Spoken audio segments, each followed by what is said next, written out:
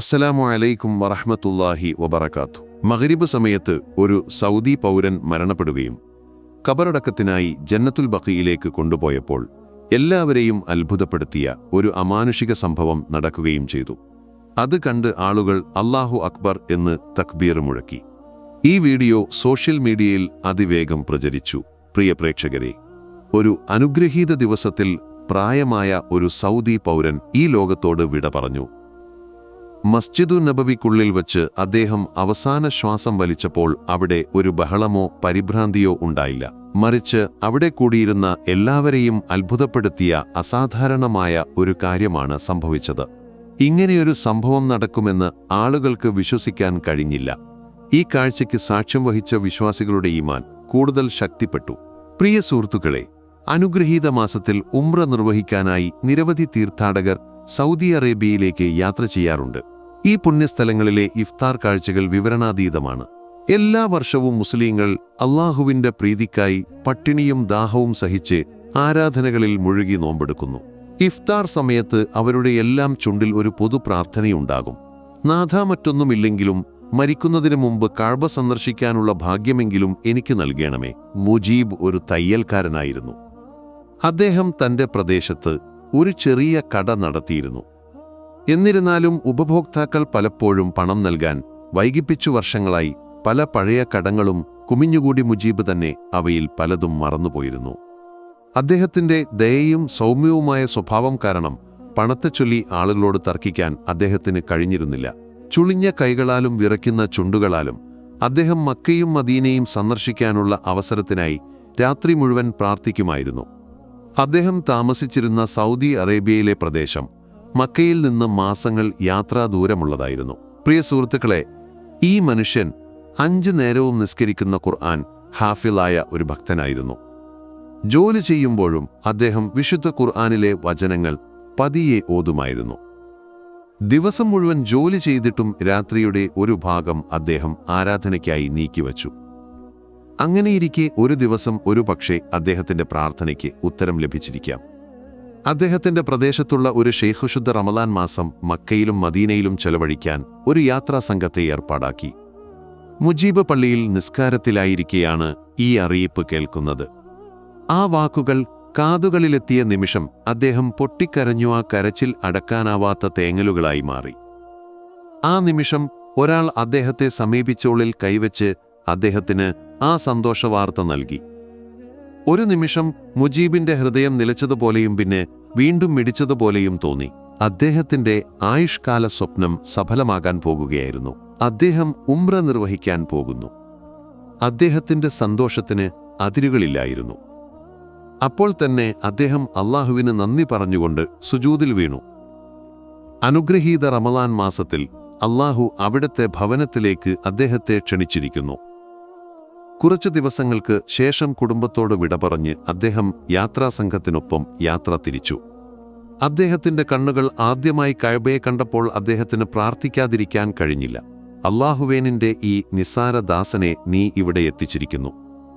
ഇനി എന്റെ അവസാന ആഗ്രഹവും നീ നിറവേറ്റിത്തരേണമേ. പുണ്യസ്ഥലങ്ങൾ സന്ദർശിക്കാനുള്ള അദ്ദേഹത്തിന്റെ ആഗ്രഹം ഒടുവിൽ സഫലമാവുകയായിരുന്നു. ഉംറ പൂർത്തിയാക്കിയ ശേഷം അദ്ദേഹം മദീനയിലേക്ക് പുറപ്പെട്ടു. അത് ഇഫ്താറിന്റെ സമയമായിരുന്നു.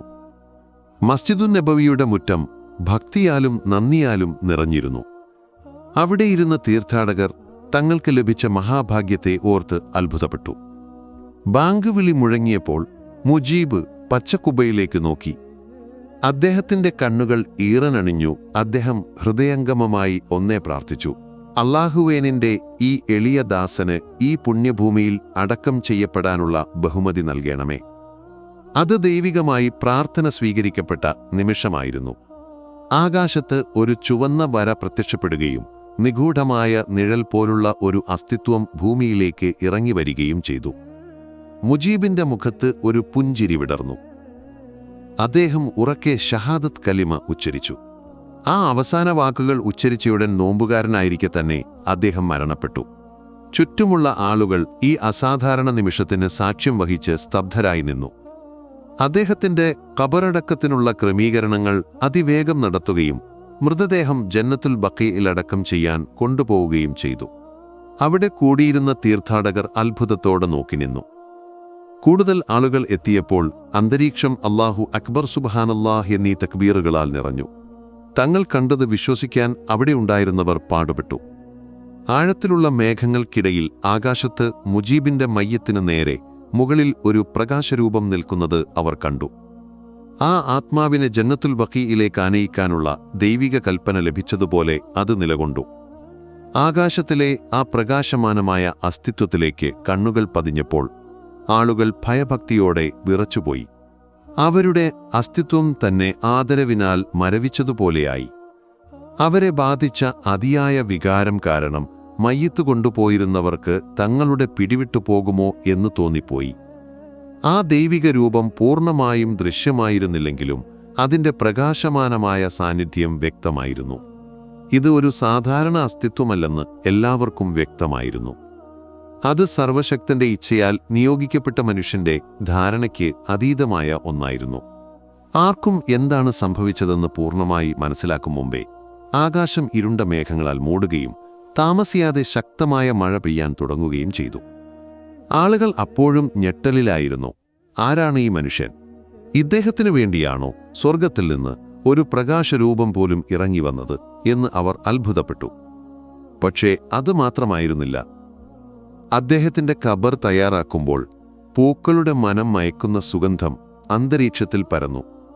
ഈ സുഗന്ധം ഈ ലോകത്തുള്ള ഒരു സുഗന്ധം പോലെയുമായിരുന്നില്ല, മറിച്ച് അന്യലോകത്ത് നിന്നുള്ളതായിരുന്നു. അന്നവിടെ സന്നിഹിതരായിരുന്ന എല്ലാ തീർത്ഥാടകരും ആ പുണ്യാത്മാവിന്റെ വിധിയെ ഓർത്ത് അസൂയപ്പെട്ടു. എത്ര അസാധാരണമായ ഒരു വിധിയാണ് അദ്ദേഹത്തിന് ലഭിച്ചത്! മസ്ജിദുൻ നബവിയുടെ പുണ്യമുറ്റത്ത് നോമ്പുകാരനായിരിക്കെ അദ്ദേഹത്തിന്റെ ആത്മാവ് വേർപിരിഞ്ഞു. അല്ലാഹുവിന്റെ ആ ഭക്തനായ ദാസന്റെ ആഗ്രഹം സഫലമായിരിക്കുന്നു. തീർച്ചയായും അത് അദ്ദേഹത്തിന്റെ വിധിയിൽ എഴുതപ്പെട്ടിരുന്നു. അദ്ദേഹത്തിന്റെ പ്രാർത്ഥനയ്ക്ക് ഉത്തരം ലഭിക്കാൻ സമയമെടുത്തുവെങ്കിലും ഒടുവിൽ മുജീബ് ആ പുണ്യമണ്ണിൽ അന്ത്യവിശ്രമം കൊണ്ടു. അദ്ദേഹത്തിന്റെ മൃതദേഹത്തിൽ സ്പർശിച്ചവർ അത്ഭുതകരമായ ഒരു കാര്യം ശ്രദ്ധിച്ചു. ദിവസങ്ങളോളം അദ്ദേഹത്തിന്റെ ഖബറിലെ മണ്ണിൽ നിന്നുണ്ടായ അതേ ദൈവിക സുഗന്ധം അവരുടെ കൈകളിലുമുണ്ടായിരുന്നു. ഈ അത്ഭുത സംഭവത്തിന് സാക്ഷ്യം വഹിച്ച എല്ലാവരുടെയും കണ്ണുകൾ ഈറനണിഞ്ഞു. തീർച്ചയായും ക്ഷമയ്ക്ക് എപ്പോഴും പ്രതിഫലമുണ്ട്. അല്ലാഹു ഒന്ന് ഉദ്ദേശിക്കുകയും കുൻ എന്ന് പറയുകയും ചെയ്താൽ അത് കാലതാമസമില്ലാതെ സംഭവിക്കുന്നു. റമളാൻ എന്ന ഈ കാരുണ്യത്തിന്റെയും പാപമോചനത്തിന്റെയും വിശുദ്ധ മാസത്തിന്റെ ബർക്കത്തുകൊണ്ട് അല്ലാഹുവിന്റെ ഭവനമായ കഅബ സന്ദർശിക്കാൻ ആഗ്രഹിക്കുന്ന എല്ലാവർക്കും അതിനുള്ള അവസരം ഉടൻ നൽകട്ടെ എന്ന് ഞങ്ങൾ സർവശക്തനായ അല്ലാഹുവിനോട് പ്രാർത്ഥിക്കുന്നു. മുജീബിന്റെ കഥ വിശ്വാസത്തിന്റെയും ക്ഷമയുടെയും ദൈവിക സ്വീകാര്യതയുടെയും ശക്തമായ ഓർമ്മപ്പെടുത്തലാണ്. മക്കയിലെയും മദീനയിലെയും പുണ്യഭൂമികൾ സന്ദർശിക്കാനുള്ള അദ്ദേഹത്തിന്റെ ആയുഷ്കാല സ്വപ്നം ഏറ്റവും അത്ഭുതകരമായ രീതിയിൽ നിറവേറ്റപ്പെട്ടു. അല്ലാഹുവിന്റെ ഒരു ഭക്തനായ ദാസൻ ഭൗതിക സമ്പത്തിന് പിന്നാലെ പോകാതെ അല്ലാഹുവിന്റെ പ്രീതി മാത്രം ആഗ്രഹിച്ച് ആരാധനയിലും ദയയിലും വിനയത്തിലും അദ്ദേഹം തന്റെ ജീവിതം ചെലവഴിച്ചു.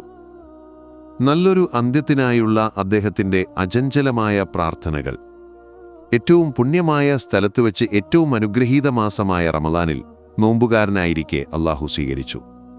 അദ്ദേഹത്തിന്റെ മരണത്തെ ചുറ്റിപ്പറ്റിയുള്ള അത്ഭുത സംഭവങ്ങൾ, സ്വർഗീയ രൂപം ഇറങ്ങിവന്നതും സുഗന്ധമുള്ള ഖബറിടവും വിശ്വാസത്തിൽ ഉറച്ചുനിൽക്കുന്നവരെ അല്ലാഹു മനുഷ്യന്റെ ധാരണയ്ക്ക് അതീതമായ രീതികളിൽ ആദരിക്കുമെന്ന വിശ്വാസത്തെ ഊട്ടിയുറപ്പിക്കുന്നു. ക്ഷമയും ഭക്തിയും എപ്പോഴും ദൈവിക പ്രതിഫലങ്ങളിലേക്ക് നയിക്കുമെന്ന് അദ്ദേഹത്തിന്റെ കഥ നമ്മെ പഠിപ്പിക്കുന്നു. നല്ലൊരു അന്ത്യത്തിനായി ആത്മാർത്ഥമായി പ്രാർത്ഥിക്കാനും അല്ലാഹുവിന് ഇഷ്ടപ്പെട്ട മാർഗത്തിൽ നിലകൊള്ളാനും ഇത് നമ്മെ ഓർമ്മിപ്പിക്കുന്നു.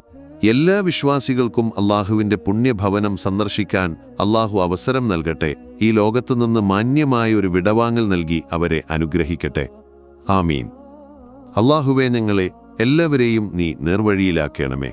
മുസ്ലിം ഉമ്മത്തിനെ ദുർമാർഗത്തിന്റെ തിന്മകളിൽ നിന്ന് സംരക്ഷിക്കുകയും നീ ആഗ്രഹിക്കുന്ന യഥാർത്ഥ വിശ്വാസികളായി ഞങ്ങളെ രൂപപ്പെടുത്തുകയും ചെയ്യണമേ. ആമീൻ യാ റബ്ബൽ ആലമീൻ. അസ്സലാമു അലൈക്കും വറഹ്മത്തുള്ളാഹി വബറകാതുഹു.